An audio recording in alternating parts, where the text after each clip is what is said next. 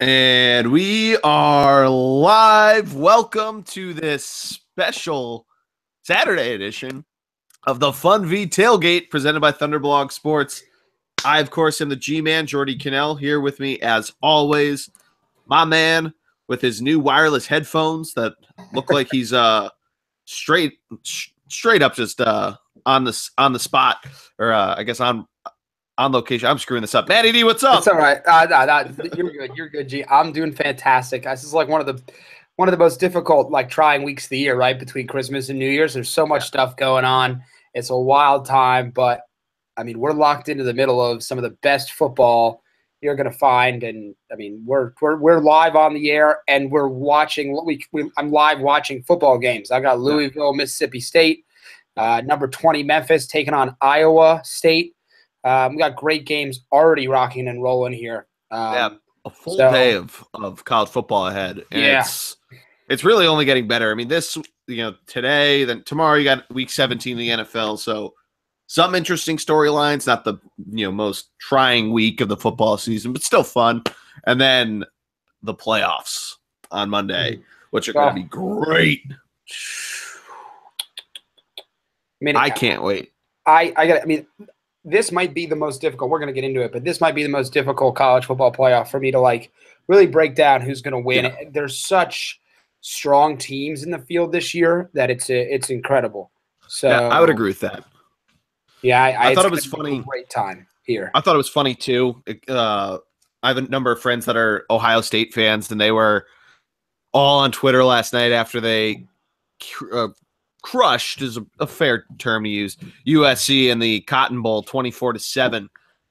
Who were going, USC shouldn't be too bummed. They did play the number 4 team in the country. Of course, talk about that times, but it was just funny to see, and Ohio State might have fared decently well. I mean, their track record last year didn't really prove anything, but I mean, they got a win there. They did what they had to do, at least to kind of keep their complaints. But I agree with you. The 4 teams that are still there, Alabama might be the best team, and they're the 4th seed. I mean, that's what it is. Mm-hmm.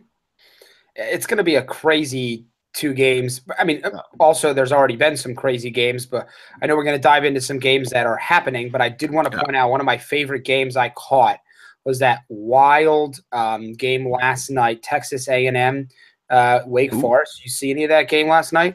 No, I didn't get to see any of it. I was at a family function, and we did not have any TV, so I missed all the football. The Flyers win. Well, I missed a lot of sports last night. 55-52, Wake Forest won real late in that game. It was a crazy game, huge plays on both sides, just a really exciting game to watch. Back and forth kind of action. Oh my! The other really good one was the TCU Stanford game. That was a good game. Yeah, Bryce put on a great performance. 26 carries, 145 yards, 2 touchdowns, and they lost to TCU 39-37. Not a Stanford-like score, but another great game there. The night before, did you see any of the Foster Farms Bowl, the Arizona Purdue game? No, I mean I see the score, so I know it was pretty wild. But did you catch any of that? Yeah, I watched the second half. It was Purdue looked like they had from seeing the first half highlights, it looked like they had a nice little stranglehold on the game, and Arizona battled back 14 points in the third quarter. And that fourth quarter was back and forth. And I mean, Purdue had this late touchdown that stopped 21 straight points from Arizona. Wow. Yeah, and Arizona had the ball, and I think he threw a pick at the very end of the game to kind of close it up. But it was a fun second half to watch, especially if you like Arizona, or you bet on them, or you just picked them, like in our pick 'em poll. You still have a sizable lead on myself of 4. You're not in first anymore, though. Greg has you beat by 1 point, so shout out to our boy Greg Piatelli. But yeah, you're killing it. 21 correct. We're just doing straight up pick 'em, so no points or anything like that. But Eddie D, always killing it. No, it's I mean, well, first of all, I want to jump back to that Purdue-Arizona game. What's interesting about that game is that a lot of people don't know about Arizona's quarterback. Yeah, they talked about that a lot on the broadcast of like this could Yeah, be his coming out party for next year for the Heisman and stuff yeah. like that. Well, he had a big passing day, but Yeah, Khalil Tate's way better on the ground even, and he was really bottled up by a Purdue defense.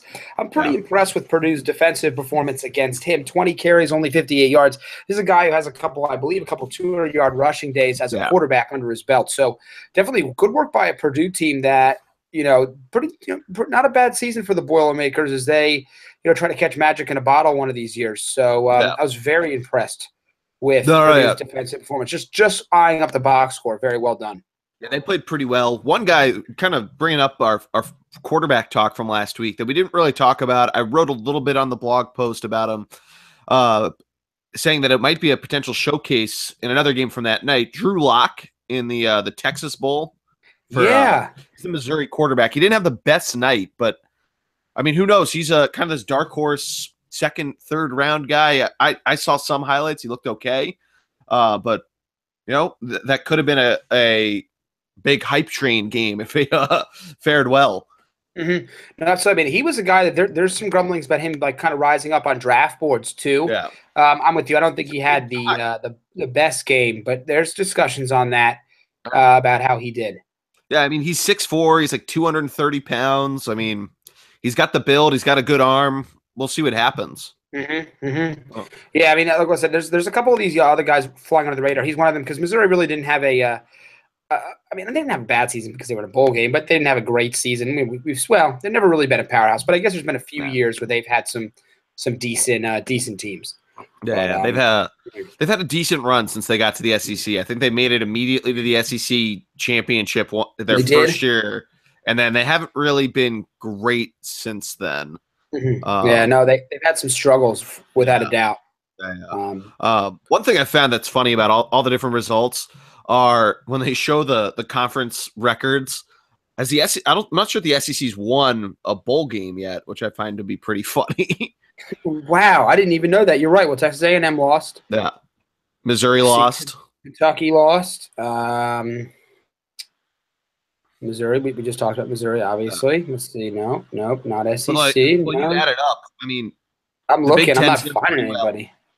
The ACC's done pretty well. I mean, it's crazy to see the Big 12's done decent. Kansas State beat UCLA, but that was a no what's his name? No Chosen Rosen. Do you know why Chip Kelly didn't coach in that game? Is he not allowed to? Yeah, I don't think he's allowed to.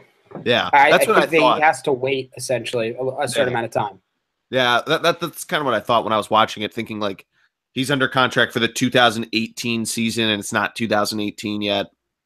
Something like that.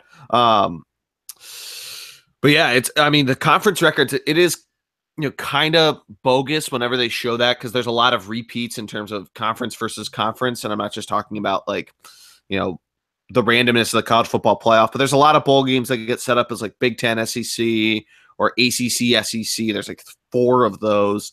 So some of it gets a little muddled in terms of where it goes, especially because like the Sun Belt, I don't even think they play like one Power 5 conference of the 3 teams they send to bowl season. Right. So it can be interesting when they show that, and I forget what they call it, like the Capital One Cup or something for the whoever wins the most, which is, great if you do. I don't know if you get any prize money if it's just for shits and giggles, but I don't know. Yeah. I just thought it was hilarious that the SEC 0 wins, and they're still highly regarded as one of the better conferences. I think they might have lost the best this year, and they probably will always be in that conversation and always can because of the firepower they bring in the football world. Well, I think we talked about how they're becoming somewhat more of a top-heavy division, and I think we saw that again this year. Yeah. Interestingly, now a lot of teams in bowl games, but the talent there maybe not as good. We'll see. I mean, they've got another season to bounce back, and they've got South Carolina, Auburn, LSU, Georgia, and Alabama all still to go. So the chances of them going winless is very slim, but you never know. I would say, I do have a quick fact for you. I'm gonna see if you can get a little trivia question here. All right. This is provided by Papa D, so Paulie D himself. Got a little note to me here. He said there are only 3 players in the football in FBS history to have during their career Mhm. 50 passing TDs and Oh, 50 rushing TDs. Do you know I this? just yeah, I saw it when I got on ESPN ads. Yeah, Lamar Jackson just did it. that's what I was gonna say. Colin Kaepernick and Hmm. Tim Tebow. Yeah, yeah. Yeah. I don't see. I think people don't remember Kaepernick at Nevada. He was a very Oh, good player there, though. yeah, I he was remember really him. good. He still Yeah, holds records there and everything. right, right. I mean, and he's one of only 3 players to do that. I'm trying to think. I Yeah. was trying to think of like anybody else who like I was surprised at not having done that. Um, like I was thinking about quarterbacks in the NFL. Cam Newton's career wasn't long enough, or Yeah, he else only he played like 1 year, really. right, right. Played some junior college time, and that doesn't count. Let Yeah. me think of other quarterbacks.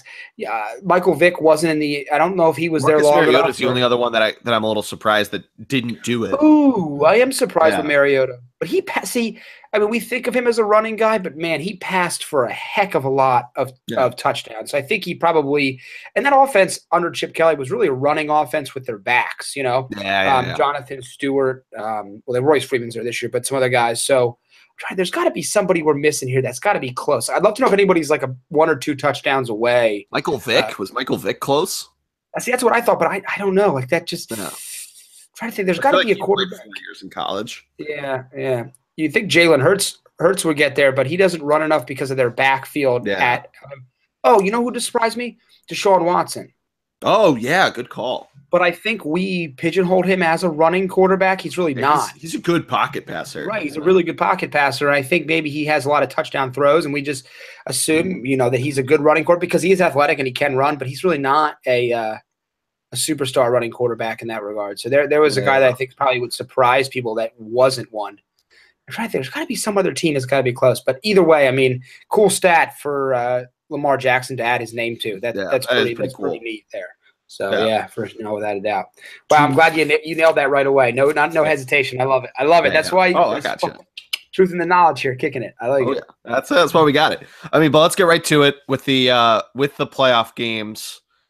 We have some New Year's 6 games tonight, but the big games are during the day Saturday. Where do you want to start? You want to start with Clemson, Bama, or do you want to go? Well, let's work. I was thinking we work the other way real quick. Let's go.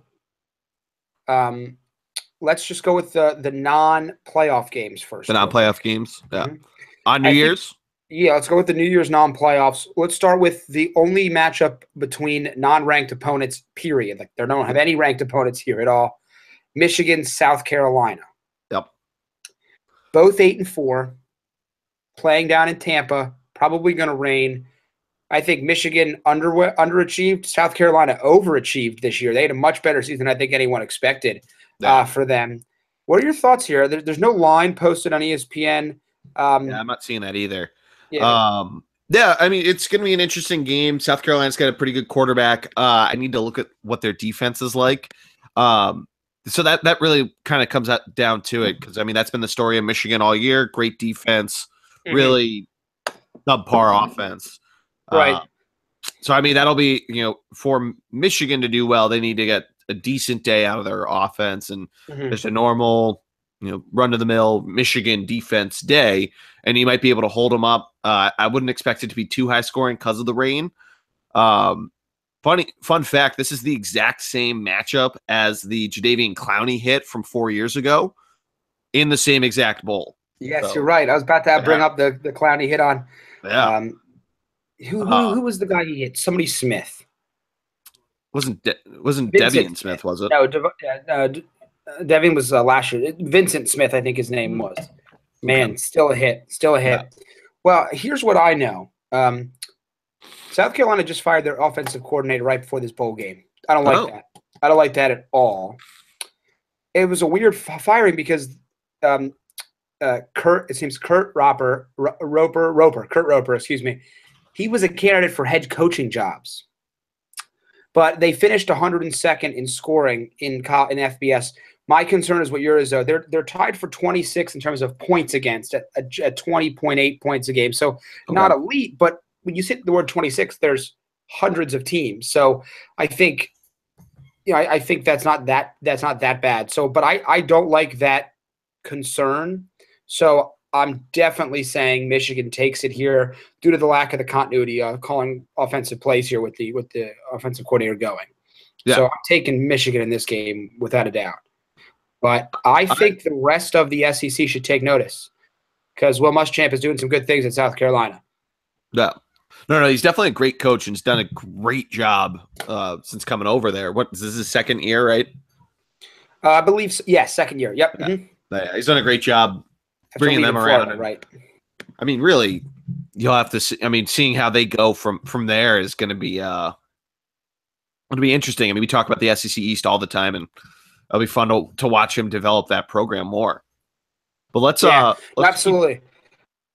I was gonna say let's go on, let's look at the next one. We got the Peach Bowl, the Chick-fil-A Peach Bowl, between the undefeated UCF Knights and number 7 Auburn.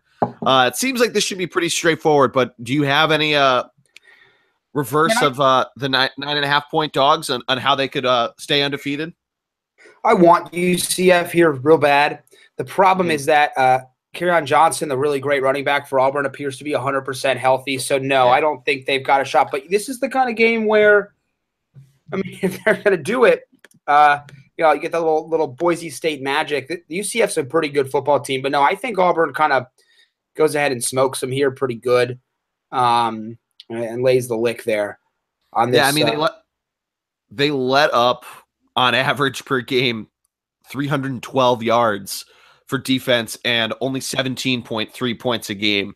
Right. Their offense may not score as much as UCF's has, but they can still put it up there. They average over 450 yards a game. I mean, they should be able to tighten them up enough that Kerryon Johnson just makes this a running match they cannot catch up to. Right. I mean, this is the same thing. We're going to get into this with another team coming up, but they're finally going to be playing a big-time defense here. Yeah. Kind of a no-name defense almost, but a really good defense nonetheless. And that's going to cause them some problems, I think. This is where the trenches will be where it's won, and this is where the smaller schools tend to not have the same greatness along the trenches. Yeah. So I'm with you. I think Auburn takes us, and I think they cover that spread as well. Yeah, I think they can absolutely win by double digits there. But it is great. It is great to see UCF in a game like this. This is why it's important that they play so well and we get to see them. I think this is fantastic. No, and a lot of the other teams from their division have played well too, or their conference from the AAC have played well. We talked about Temple last week winning. Memphis played pretty well in their bowl game. I think USF lost, but they still had a pretty decent season. Right. So I mean, whether or not the weird spot that the AAC is in will probably remain there, but like you said, it's important that they play there. It'll be interesting to see how it goes. Next game that we got on the docket, also at 1:00 on New Year's Day, is the Citrus Bowl, which is another game being played in Orlando at Camping World Stadium, with the Camping World Bowl just happened. LSU taking on Notre Dame. I don't have a spread here on ESPN, but nope. It's going to be an interesting game, to say the least. I think LSU's got it just because they have Darius Geis, and that guy is he's pretty good, but I wouldn't count out the Irish. I would not count out Josh Adams, their running back. But that's really what it's going to be offensively, is the tale of running backs, because neither of them really sport the best QBs. No, right. I'm with you there. But I think that LSU hammers. I think Notre Dame's been overrated all season, so I think they just hammer. I think they hammer them here, and they take Notre Dame. They take Notre Dame out in this game, and I'm with you. I think Darius Geis kind of sets the tone early, but this LSU team's pretty good. They've got some pretty good players on defense. Key, I think it's Darius Key. I can look up his name, but he's going to be considered a top 5 pick. He's an edge rusher, kind of whether he's hands down or he's standing up, can cause some havoc for a lot of teams. So I think LSU hits him here and takes a win. I think it's by double digits almost, but maybe 9 points sounds like a better line to me. I would say that 9 sounds about right. It's weird how ESPN doesn't have some spreads, but I can look up. I look it up on Odd Sharks when I can't get it here, but for the sake of time, we won't do that. But moving on, next game that we got is we're getting into it. Right into the playoffs. We have the Rose Bowl, the first college football playoff game. Number 3 versus number 2, Oklahoma, Georgia. I got here a 2.5 point favorite for Georgia, which I'd probably agree with, even though I like Oklahoma in this one. I think Baker Mayfield's kind of shaken that big game Baker blows out in the big games. He's done well and did well in the Bedlam this year, did well in that Big 12 championship. I think unlike 2 years ago when they made this same bowl game or the same playoff spot, I think they do very well because this isn't that Clemson defense, basically, is why I think that Georgia's defense is not close to where that Clemson defense was 2 years ago. I think he has a big day. I think that their defense has a decent enough day that Nick Chubb and Jake Fromm get slowed up a bit, and Oklahoma wins outright. You know what? This to me is one of the toughest games to pick because it's such a clash. But what I was interested in here is that the thing that Oklahoma is going to have to prove to me is that they can stop Nick Chubb and co running the football. Yep. Oklahoma needs to make this game a shootout because I don't know enough that their defense can hold up. We've seen them have a lot of high-scoring games. There's a lot of talent on Georgia's roster. Some guys that can really give incredibly good Baker Mayfield some problems. Raquan Smith is just a fantastic linebacker, similar to like Reuben Foster, just flies around the field. 5.5 sacks. It's going to be a problem for them. Now, they've got some good offensive linemen, Oklahoma does, so hopefully you'll see that there. Orlando Brown being probably the number 1 or number 2 offensive tackle prospect in the league. They're going to need to dominate the line of scrimmage, but Georgia has their top 10 passing defense against like really the number 1 passing offense in college football. So it really comes down to if Georgia can keep it a low-scoring game, they win, and if not, Oklahoma takes it. I got to tell you, I have a feeling Georgia's going to win this one. It's a good by 3 points, something like that. I think they slow Baker down enough. I mean, a lot of comments, how do you stop Baker Mayfield? Well, how about he plays a defense of the quality of Georgia? So I'm taking Georgia here. It's a tough pick for me because I'd like to see Baker in the national championship. But I just think that they're going to be able to run the ball enough on Oklahoma to really slow Baker down and limit his chances, which is what's important. Yeah, no. It's not a bad pick at all. It's a coin flip to me, right? Like, the Heisman winners have not done well in the college football playoff era. I think the only one that has was Derrick Henry, but very weird on how that all sets up. But no, you made a really good point. Their defense is pretty good, and it's going to be either that. It's either going to be a low-scoring Georgia win or a shootout that Oklahoma wins. Mm-hmm. Nothing really the other one way or the other. Yeah, I mean, I would be surprised if it was another way. I don't think we've seen Jake Fromm fully as a quarterback, so maybe he's got a little extra. So, I mean, right. So maybe he does have that ability in him, but they run a much more conservative offensive scheme than Oklahoma does. But to me, it's just such a toss-up game. I'm so excited to watch it because I don't really care either way. I just want to see a great game. Yeah. No. And I'm sure it will be. I think both games are going to be great. I mean, it's going to be a fun day to kind of lay on the couch hungover from New Year's Eve, watching football, chilling out. But let's get right to the second game. Alabama in as number 4, playing Clemson, the number 1 team in the land. I referenced it earlier. I think Alabama might still be the best team in the country. They are a 3-point favorite over the defending champs. Matt, break this one down for me. Well, this is definitely the bigger game, like bigger name game, right? In terms of it's just it's going to be big time, and I'm really excited for this game too. Big time. What a rivalry game to kind of jump back, from last year. I just don't think this year Kelly Bryant is good enough. And I think that Nick Saban has his guys prepared. I think Jalen Hurts has a little bit of a chip on his shoulder. I think he wants to prove that, hey, look, I'm quite the player. I think this is a low-scoring game, a lot of running that's going to occur. I'm going to take Alabama to upset Clemson, and really what I think are the 2 premier national powers in college football right now to upset Clemson. I think they are the most talented team left. They are dealing with injuries, but I think Nick Saban finds a way to make sure they take care of this. I'm so excited for this. This is going to be amazing. Yeah, I'm incredibly excited for both games. This one definitely. I agree with you. You hit a lot of big points. It's going to be a lot of running. It's going to be a lot of great defense that's going to be on display.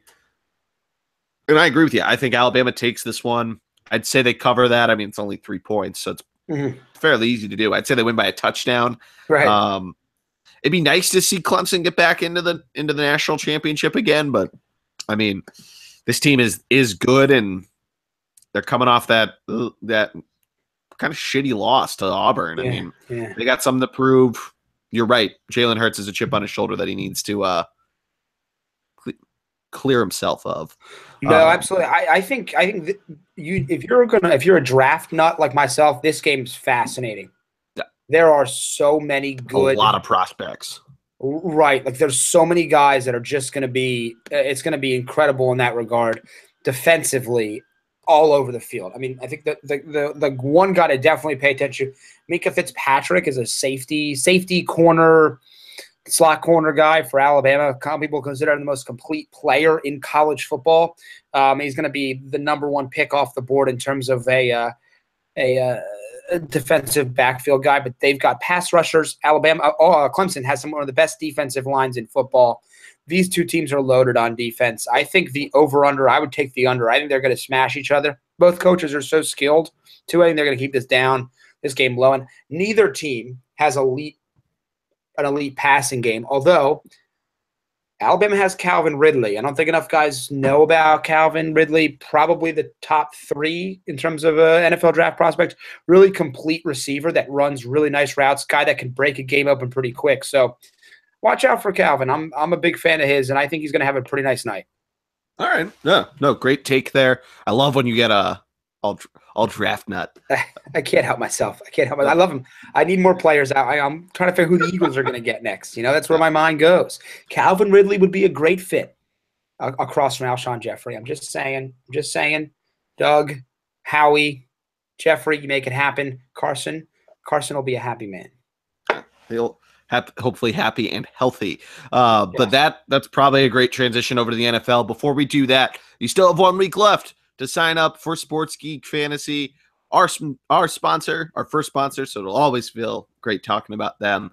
But how it works, daily fantasy all season long, just like a fantasy league, you pay the guy up front, he sends you out free DraftKings contests every week. You play them, you get points for finishing first, second, third, yada, yada, yada. Those points add up over the course of the season. If you have enough, you qualify for the FedEx Cup. And like that, there's a progressive cut. Top X number of spots get paid out. And the best part, if you win on the week of a major, you also get paid. I won the Masters 2 years ago. I was the only one that had Danny Willett. I won money then. I came in third place. I won money then. It's awesome. It's a lot of fun.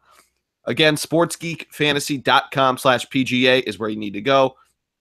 This is going to be my 3rd year doing it. Nat's going to join this year, and I'm going to kick his ass in it. I can't say I always do in fantasy, so I haven't.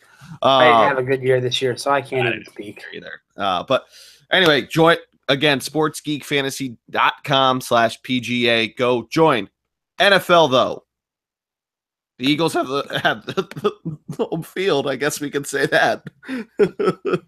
Hey, now don't get too down on yourself now. Yeah. All right.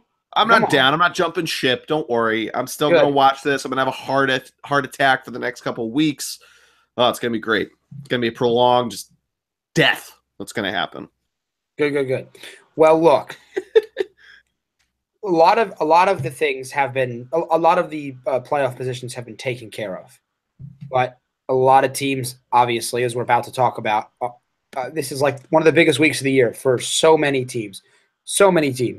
Every game we played at 1 or 4. No Thursday night, no Sunday night, no Monday night. Give everyone a fair playing field for the most part across the board. I thought it was crazy that they're not doing a Sunday night football game. I know. I was a little surprised, but I guess what game do you pick?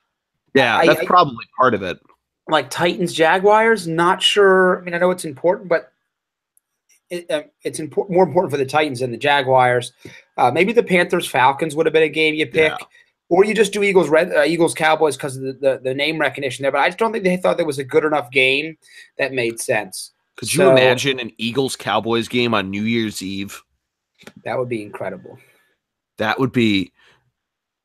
So last week when the Eagles hosted the Raiders on Christmas, over on Bill Simmons' podcast, he had Mike Francesa on. They're doing their picks. He goes, they talk about the line and the Eagles needing it, it was 9 points. The Eagles pushed that, at least at the time. I think it ended up being 10, so they didn't cover. But he goes, these idiots are going to be drinking eggnog since 2 o'clock. Oakland doesn't want to be anywhere near that. And it's the same thing on New Year's Eve. It's going to be like 10 o'clock because it's 36 hours of just binge drinking. Because then there's the mummers the next day. It's going to be crazy. You're going, as you always do. And it's just going to be loud, rambunctious. I mean, it's going to be a scene. And it's the Cowboys. Everybody hates them. There's going to be idiots that show up in Dallas shit. Maybe some guy in a Giants jersey that just wants to get booed because they hate themselves. I mean, it's going to be nuts. Right. No, I mean, it's going to be crazy. I'm going to the game to complete my 8-game home stand this year. You're going to end up ended up going to all 8 games. I will have 9 total because I was able to go to the Eagles-Giants away. So this will be a big one. It's going to be so cold tomorrow. I got to say, as a public service announcement, the NFL, I always thought, well, how great it would be for northern places to have, but Minnesota is going to be brutal come February for the Super Bowl. I think it's a mistake on the NFL's part to have it there. But that's just my opinion. I was at the game last week, plenty cold on that Monday night game. I know it was at night, but still plenty cold. So, I mean, it's going to be brutal already. Not that I don't love football in its natural habitat, but for the Super Bowl, you really don't want weather to be the deciding factor. And, and I know we're playing inside of Minnesota, but in future games, it's just I don't know. It's going to hurt their experience, I think, in my opinion, at the Super Bowl. Yeah, I mean, I think Minnesota has a lot of tunnels that connect a lot of the buildings and whatnot, especially in the downtown area. I just remember the Mighty Ducks where they're rollerblading through the Mall of America and all that shit. So maybe there's that, but no, I agree with you. I mean, there's something about going to San Diego or Houston climates to kind of give yourself a break. It's why the PGA Tour plays in Hawaii starting next week, or why they stay in Texas or in Southern California. I mean, be in the nice weather. Take advantage of it when it's shitty here. Mm-hmm. I'm with you. Yeah, I mean, who knows? But yeah, I mean, we'll get right into our pick 'em. We'll give our thoughts on the Eagles a little later. But like you said, all 1 o'clocks and 4 o'clocks. The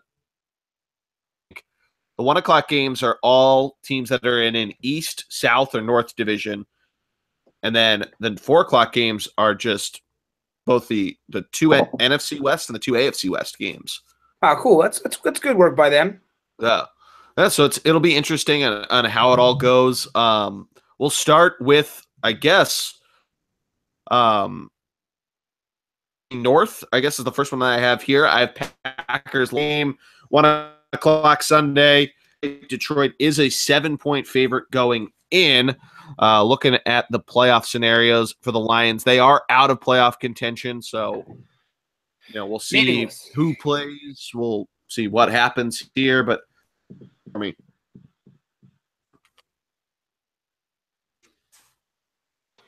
I lost you there a little bit here, G. I think we broke up a little bit. Can you hear me? Yeah, I can hear you. All right, well, that's why I start paused. from. Yeah, no, you're good. What did start you from just Matt. Matt, break this one down for me. Well, it's a meaningless game, right? Playing for pride. I think for the Packers, Brent Hundley I personally don't think he's looked good at all. I mean, had a couple of good moments, but doesn't have any ability to pass the ball down the field. He's kind of playing for a future, whether it's a backup with the Packers or elsewhere, kind of a job here. I think the Lions are just playing for pride at this point. I think Stafford plays.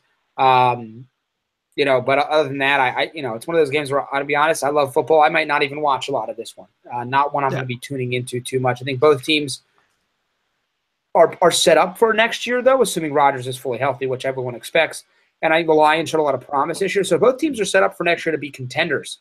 This is just a game of, game of pride between divisional opponents. I think if you're the Lions want to win to beat the Packers, but the Packers want this game to be at 500 without Rodgers. I think that's a pretty good look there. But I'm going to take the Lions because I just don't trust Brent Hundley to cover the 7. Yeah, I'm going to do the same. Same thought. Brent Hundley, and their defense isn't that good, so good pick there. We'll just go in order. We won't do it by division. Next one I have here is Texans Colts in Indianapolis. Another meaningless game. Basically, a pick. The loser gets the pick, I think. The Colts, of course, if they win, would have the same record and have beaten them. I like that they show the weather for an indoor game. But Indy is a 5.5 point favorite here. Meaningless, just a lot of shit. But I'll take Indy to cover that. Yeah, I mean, it's really like there's just nobody playing quarterback for the Texans. Nothing against CJ Yates, but yeah, I'm going to take Indy. I'm going to take Indy to cover. They've even though they've had a really bad year, they have been kind of a gritty team with Brissett at quarterback. They've stayed in games a little bit, so I'm going to take Indy to cover. I like 6 points. I like 2 field goals. Kind of the game where it's going to be low scoring, a couple field goals. It might be all field goals. I think they win by 6 here. Yeah, that's a great pick. The next one I have here, Vikings Bears. Yep, Vikings Bears. So the Vikings technically have to win tomorrow, excuse me. Because if they lose and the Panthers win, the Panthers get the first round bye, which is incredible. Not the Saints, they're out. They can't jump. Not the Falcons, just the Panthers, which I think was incredible when I read that. Either. And the Rams, you're right. So, which I thought was wild. So the Vikings do have something to play for, but they kind of get a cupcake game here. I wouldn't sleep on the Bears simply because they're young, and young teams tend to do wild things from time to time. But I think the Vikings come in and take care of business early. They probably rest their starters in the second half on this one. I like them to cover the full 12 points I have here. Yeah, if it wasn't the Bears, I'd say that's a lot of points to be laying on Week 17 when you're probably resting your players for half the game. But I'm gonna have to take them cover in this spread. I mean, they're gonna win. That's the easiest part of it. Just the 12 points, weirdly sitting them, but I'll take the cover. No, absolutely. I mean, once again, kind of a meaningless game simply because, technically the Vikings lose, but meh. Although if you're a Vikings fan, you want this one because at the very least, you want to get a couple home games and potentially home. You could literally stay at the same stadium through the Super Bowl if you do it right. Yeah. So next one I have here, Patriots, Jets. Not much here for me, in my opinion. It's a big-ass line for the Patriots. 15 points. Yeah, 15 that is points. Incredible. Ooh. They do need it for home field advantage, and I think they definitely get it here. They just take care of business quick. Yeah, I think they take care of business. The spread itself is a little tough. So I was going to say touchdown. Yeah, I don't have them covering though. That was my next. Yeah, I don't have them covering either. Yeah. Yep. I'm going to take Jets with the points, but Patriots win the game. Next one I got Giants Redskins, another meaningless game. Washington favored on the road 3.5 points over a Giants team that, showed some signs of life against the Eagles 2 weeks ago, but then floundered their way through the Phoenix, Scottsdale area against the Cardinals last week. So bad. Yeah, I'm going to take Washington to cover that. I think that's a pretty easy spread to pick. Yeah. In what could be the last game for Kirk Cousins in Washington, maybe even the last game for Eli Manning as a Giant. By the way, new Giants GM already got rid of their right tackle, Bobby Hart, who was absolutely terrible. I'm with you. I like Kirk to make a statement in this game as he dives into free agency. He's going to be a hot commodity regardless because anytime a quarterback's up for grabs, I like them to easily cover this. I know it's in New York, but, man, the Giants are just a bad football team right now. Infighting between Landon Collins and Eli Apple. Neither will even play this week. Their defensive backfield is just totally trashed. I like the Redskins to win pretty quick here. Yeah. The next line is surprisingly low. The 0-15 Browns come into Pittsburgh only as 6.5 point dogs. I want to think it's because Vegas thinks that Pittsburgh's going to rest half the game or even just 3/4 of the game, or that Cleveland's going to not want to be defeated, or the public swing it that way, thinking that and moving that line. But it's so low. I definitely take Pittsburgh. Cleveland, not good. They're not going to come into Pittsburgh and play against that defense well enough to win, let alone get 6 points to to win that way. Pittsburgh easily covers. Yeah, I'm with you here. This is a really strange line. I mean, we must be missing something, but everybody other than Antonio Brown, because he's hurts playing. So we still got Smith-Schuster. We still have Martavius Bryant, Jesse James, Vance McDonald, Eli Rogers, and, of course, Le'Veon Bell trying to go for that rushing title. I'm with you. I have Steelers easily defeating the Browns and going ahead and clinching a defeated season for the Cleveland Browns as they go to the number 1 pick and decide if there's a quarterback. After watching Sam Darnold last night, is there a quarterback good enough for them to take number 1 overall? So big game. Yep. Now, do we want to jump to the other 1 o'clock game, or do we want to push through and do that last? Well, we'll talk about the Eagles now. Okay. The last 1 o'clock game, the Eagles. I was wrong. There are other games. The South is playing at 4:25. That's right. The Eagles hosting the Cowboys. Eagles come in as home dogs, +3. And you know what? I mean, I think the Eagles can win this game. The Cowboys aren't particularly good, or they didn't look particularly good last week, even with Zeke back. And I think their defense can hold him up enough. And we've seen how Dak has played both without him and when he gets tripped up a bit. So I'll take the Eagles with the +3 points, but it's going to be ugly. I mean, the defense played very well in the second half. You and I were talking during the game. They woke the fuck up after being asleep in the first half, but I mean, we just need a decent offensive day, and you can get your way through this. Right. Now I'm with you. I like them to win here as well. A couple things. Sidney Jones activated, might play, which means our projected top 2 cornerbacks for next year, Ronald Darby, 24, Sidney Jones, 22. Pretty young. Ooh. So I like that. I could definitely get behind that. Nate Sudfeld's going to play a ton in this game, which is probably why we're the home favorites. Is he? Okay. Yeah. The majority of snaps, not all the snaps, but the majority. Okay. So I think that changes things a little bit in my mind. But what I like is this. It's hard because I don't know who's going to play. Like, that's the difficult part to me. So I'm trying to determine, like, is the defense going to play? Defense is going to play. That's different. But man, I don't know. It's going to be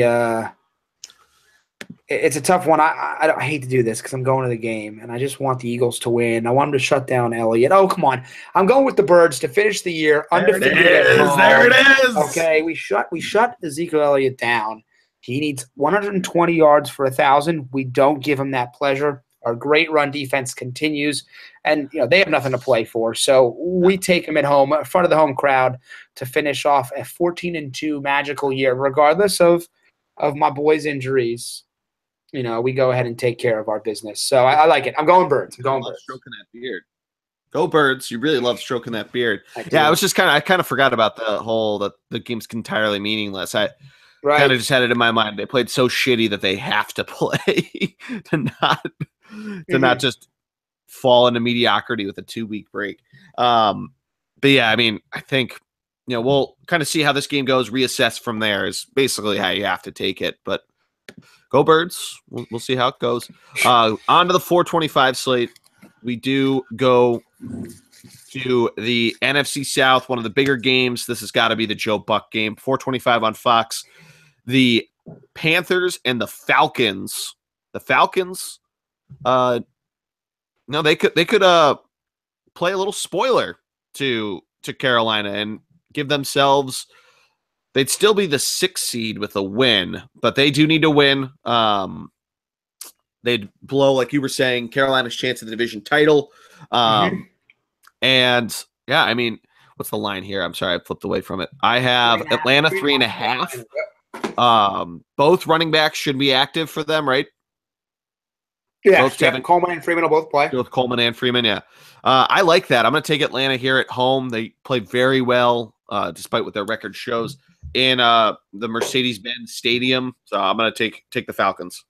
Yeah, I'll take the Falcons here too. I think it's a little bit of that moxie for they're Super Bowl. They were in the Super Bowl last year. I think they get a little moxie and they take it this year. I'm not really. To me, they're probably the least threatening team to potentially be in the playoffs.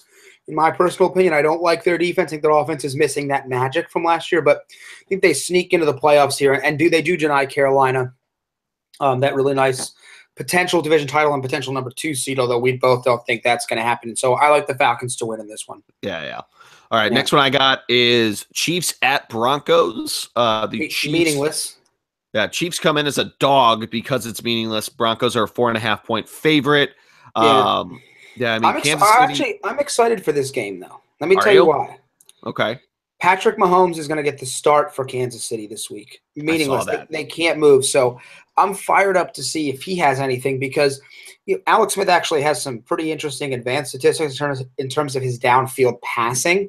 But, everyone just believes that Mahomes is the future. Smith might be a free agent this year. This is a big-time game for them against what is still a very talented Denver defense to see if their first-round pick has anything in the tank. Is he a legitimate guy to start this for this team next year? So I'm actually would like to catch a little bit of that game just to watch him throw a little bit. Yeah, no, that's actually a really good point. I forgot he was playing. It'll be fun to see if he gets in and how he plays. But I'm going to take Denver here because that defense has played a little better.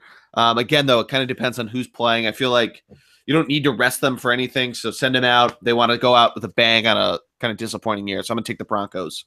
Okay, I'm actually going to take the Chiefs in this one. I think Mahomes comes in. There's not a lot of tape on him for the Broncos to gather. I like him winning this game against a really dysfunctional Broncos team, and I think for the Broncos, you almost want to lose because you want to get the opportunity to draft a guy this year. So let's see. Maybe they get lucky. They're able to get a Darnold, Allen, Rosen. Or they sign a Kirk Cousins and Alex Smith, something like that. So excited to see what happens with that. By the way, a lot of rumors floating around that maybe they go after Alex Smith in some kind of a trade scenario if they have to get him out of. I mean, it's a division rival, but we'll see. So this is a big game. This actually is now. See, now that I talk myself into it, this is a bigger game than I gave it credit for at first. No. Well, yeah, I mean, it's a bigger game politically than it is right. Super Bowl wise. Yeah. Another Next game one, go ahead, go, you go. Yeah, another game. We talked about this earlier of what might be the Sunday night game. The Jaguars going to Nashville to play the Titans, a game the Titans need to win and then would need that would just do it for them to get into the playoffs. Mm-hmm. Tennessee, though, kind of stumbling down the stretch. Yeah. So I'm surprised they're a 2.5-point home favorite. I don't know if Jacksonville's going to sit players or what's going on here. It's supposed to be really cold. I'm going to take Jacksonville with the points because of that. I like their defense. You have to think, who are they going to play? Because they might be able to sneak their way, I think, into a first-round bye if the Patriots and the Steelers lose. Looking at the records now to see if that makes sense. No, they can't. They're stuck where they are. Yep. So they might not play a lot of players, but I'm still going to take Jacksonville here. So I'm really not a Tennessee guy. I think they're going to get hammered in the playoffs, but I do think because of the restability of Jacksonville that they do win this game. Tennessee. Okay. I like them barely covering with like a 3-point victory. They just they have to have it. That's the way I look at it. So I like Tennessee. This is a good game. I mean, this would have been a really good game had Tennessee won last week if it had matched up schedule-wise. But in this case, not particularly good because the Jags are locked into that spot after their surprising defeat to the next team we're going to talk about as the 5-10, but really 5-0 Jimmy Garoppolo goes over and heads and plays with the Rams, who are going to not start Jared Goff or Todd Gurley. I think it's a 4-point line for the San Francisco, as it looks like the Rams are attempting to be the 4th seed, so they could theoretically play the Eagles in the second round of the playoffs, which I think is bad karma. I like San Francisco here. I think the rest of the division better be on notice. Garoppolo looks like the real deal. So I've got them winning this and covering that 4-point spread. Yeah, I agree with you. And my boy Garoppolo. No, I was going to say, if you're a San Francisco fan, you got to be super pumped because he just looks great. And you also have to, because we reference to it enough, but when you have a good quarterback coming into the draft, it just gets your mind so much more at ease. You can kind of build around him. You can figure out what you need to give him the tools to succeed because he doesn't have anything else. Right. I mean, I think he has Carlos Hyde as his running back, and he gets hurt all the time. I mean, we'll see. So we'll see how San Francisco goes. You'd almost want to say kind of the same thing you were talking about with Denver. If they lose, they get a better pick. But I do like San Francisco here to win. I think Jimmy Garoppolo puts on a show in LA, shows kind of the rest of the division. Hey, watch out, we're coming for you. And anybody else that's a free agent, join me. Yeah. It's going to be a good time here. San Francisco covers 4 points. Going over to the AFC East, a surprising 425 game there. The Buffalo Bills, who need to win, and then they need losses from both the Titans and the Chargers, or just a loss from the Ravens. Get in. They're playing the Dolphins in Miami. They are the Bills are a 2.5 point favorite. And I'm going to take them with that. I think that's too low of a line. I think they win by a touchdown. Okay. Yeah. I just don't think they got nothing really to play for. Jay Cutler probably is going to go back to retirement, I want to think, after this. So maybe he has one last magical game in him. But wow, I'm going to take Buffalo. You're telling me that Jay Cutler has magic in him at all, because I don't think he has anything. I'm with you. I like Buffalo by over a touchdown in this game against a fading Dolphins team. Yeah, Miami's just so the fact that they're 6-9 is shocking to me. I know, isn't that weird? It's like the fact they have 6 wins. I don't know where did they come from. Yeah, right. But yeah, moving on, the Chargers, who also are in the playoff hunt, hosting the Raiders at their soccer stadium. They are 7-point favorites. Matt, break this one down for me. So I mean, the Chargers still have a chance, and I really want them in the playoffs because I think they're a dangerous team. I mean, they're like kind of a mini Pittsburgh, right? With Rivers, Gordon, and Keenan Allen. They've got 3 really good players. Those 3, just like Pittsburgh does. An aging quarterback, running back. I'm not saying Gordon's anything like Le'Veon Bell or that Keenan Allen anything like Antonio Brown, but they're pretty interesting. So I really like both of them. But I like the Chargers to win here. I don't think they make the playoffs, unfortunately, but I like them to beat a floundering Raiders team who tried to beat the Eagles by simply running the football more, and it didn't work out. So I've got the Chargers taking this one. I see 7-point line, though, is interesting to me. I mean, the Raiders would have covered last week had they not given up the end of the game fumble, strip sack fumble. God. Not the Chargers by like 10 points in this game, so I'll take them to cover that 7-point or more. Yeah, I would agree with that. I think they cover here. A lot of the points you said. I think Melvin Gordon is a big day. For them to get into the playoffs, they need to win. The Titans need to lose, and they need one of the 2 following teams to lose, either the Ravens or the Bills, and they get in. That is quite a laundry list. We've gone over all of these respective games, so it's going to be, or except for the Ravens, we'll get to them, but it's a lot to happen, a lot of home teams. So unfortunately, I think the Chargers miss out after having a nice little charge to in the second half to put themselves in this position. Yeah. They just lost one too many earlier, or whatever town you think that might be, which is a shame.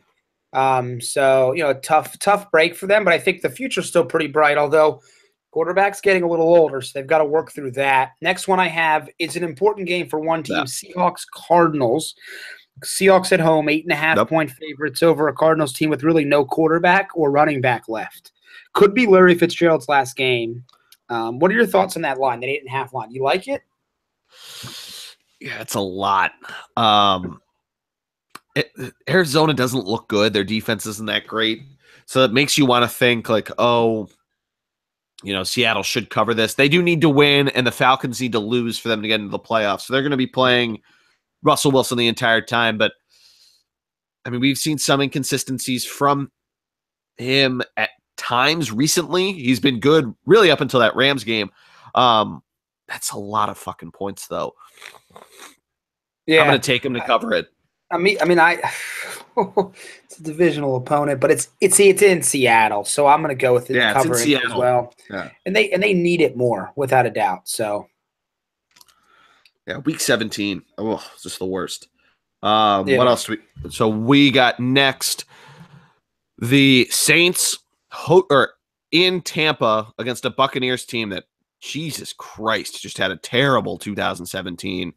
Probably one of the worst picks on my part. I have them winning the division. Yeah, New Orleans comes in a 6-point favorite. They basically, I think they can play for seeding, and that's about it.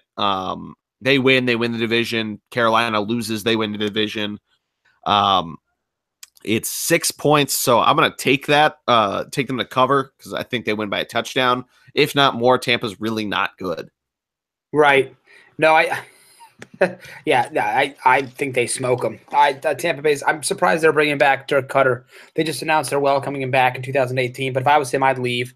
That team's got a lot of problems. I've been talking about how they're a dumpster fire all year. It starts with their quarterback, and I think the Saints hammer them here on the road to secure a division title and become probably, in my mind at least, my personal opinion, the biggest NFC threat to another Patriots Super Bowl, just because of the dynamics of their offense. I think their offense is very good. Yeah, I would say that. I mean, you can't say enough about the two running backs. Mm-hmm. Drew Brees, I mean, he's won a ring before. He knows how to get it done. I'd agree with that. Their defense is pretty good. The Rams are probably up there too, but you don't know what Jared Goff's going to play like in the playoffs. That's the only thing that I would say right now. Mm-hmm. No, right. Yeah, we'll see what happens. But the final game is an important game. Bengals visiting the Ravens. Ravens 9.5-point favorites over a Bengals team that appears still kind of in disarray with the pending news of this being Marvin Lewis's last game there. Vontaze Burfict not playing. He's been ruled out, downgraded to that earlier today. I'll just go ahead and say it. I like the Ravens winning this by more than 9.5. I think they really shut down the Bengals offensively with that very underrated and dangerous playoff defense as the offense kind of starts to click a little bit. Yeah. No, I agree with that. I think the offense is getting to where they need to be. Alex Collins has looked better and better. Their defense, though, I mean, they could tear up the Bengals. I mean, that might not go well. I mean, they've had a lot of injuries. The future, I mean, really, you got to figure Andy Dalton out. He's got to figure his shit out. Figure out what he did 2 years ago that made him so good and why he hasn't been able to recapture that. But if you're Baltimore, I mean, have at it on Sunday. Get into the playoffs. That's all they need to do is win, and they're in. Or the Titans or Bills lose, which legitimately one of those teams loses, they're in. The Bills play at the same time, so they could. The Titans lose in the early games to Jacksonville. They might be just not playing anybody, but I still like Baltimore to beat this cover. I think the spread. I think they really, really just cream Cincinnati, and I think Cincinnati might not even be able to put up double digits on them. Yeah, I'm with you. I don't think they get even close personally. So they're going to get hammered by this defense. I just think is really good. So yeah, I mean it's going to be big time. So we'll see what happens. But I like the Ravens to win. So I kind of think the playoff situation. I don't see anybody getting knocked out who's already set. Kind of thing. It's there's no win in your in game or the loser leaves town type of deal. Right. None of that this week, which it kind of happens in week 17 in general. Week 16 is usually the week that really sets the stage. Sometimes you have a divisional game that it's for everything, but not week in this 17 case. for you. Kind of unfortunately not in this case. I mean, obviously the Panthers-Falcons game is a huge game, but the Panthers lose, they're still in. So it's like, it's big, but it's not that big. But either way, regardless of what happens, we'll have no Eagles football next week. We'll get a little bit of rest. I'm okay with that. More prep for our boy St. Nick. But we'll be coming down live next week to break down the national championship game, to break down the NFL playoffs. We'll probably dive a little bit now that we're kind of getting towards the end of the season. We're going to dive a little bit into a little Flyers action, little Sixers action too. Well, we'll talk about the Sixers next week. You'll get our takes there. But great win last night by our Flyers, being the best team in hockey in the Tampa Bay Lightning, and it was a pretty good game for them, I thought. Yeah, I saw some highlights. I mean, they needed something like that, just a solid, good team win. 5-3 was the score, so I mean, you're able to put up 5 goals on a really good goalie. You hold a good offense to just 3. I mean, especially when it's the pucks, going in like that. I mean, I've been to a lot of games this year. They've had their injuries. They had obviously the Gudis suspension that affected them more than it should have. They're just really young. I think that's the thing that you can say, that and the whole that and the goalie situation. You just need to figure that out too. Elliott, I think without Neuwirth and not being able to and having to play Elliott every day is a tough way to go about it. Yeah. But on a future note, Carter Hart's playing for Canada in the World Junior Championships. This has looked pretty good so far. I like it. Canada did lose to the U.S. in the outdoor game, the only one in the tournament, which I think is a little ridiculous, but a little bit of a cash grab. But it would be pretty cool to go see Canada U.S. outdoors, even if it's just the U8, the U20 guys. No, right. It's gonna be that's big for us too. I mean, hopefully he kills it because I'd like to see him. Yeah, no, it'd be fun. Get up here sooner than later. No, and for those not familiar with the World Junior Championships, it's usually it's always on the NHL Network. You can see all of your favorite teams, future stars that are playing for this, or guys that are going to be entering the draft this year. So it's fun. It's cool. It's a good time to do. Definitely go check it out if you have time around all the football action that we have. But I think that's going to do it for us. Like Matt said, we're going to do a little more basketball and hockey coverage now that college football and the NFL are slowing up a little bit. Get more into baseball as that approaches. But if there's anything that you want to hear, let us know. Leave us a comment or DM us or any of that good stuff. Thunder BLG on Twitter, Thunderblog Sports on Facebook and Instagram, or just go to the website, thunderblogsports.com. But I think that's going to do it for us on this fine Saturday afternoon, my man. I'm pretty far. I mean, what a great day to pod here. Got great football coming up. Great. 3 days in a row of really fantastic football to tune into. And but I got to tell you, I need Monday. I need Monday to happen quick. I'm really excited for these big bowl games. So Happy New Year to everybody. And I hope everybody had a great Christmas and holiday season. And can't wait to talk next week, my friend. I know. I can't wait either. Happy New Year to everybody. And until next week, I am the G-Man from my man, Matty D. We will see you later. Have a good one.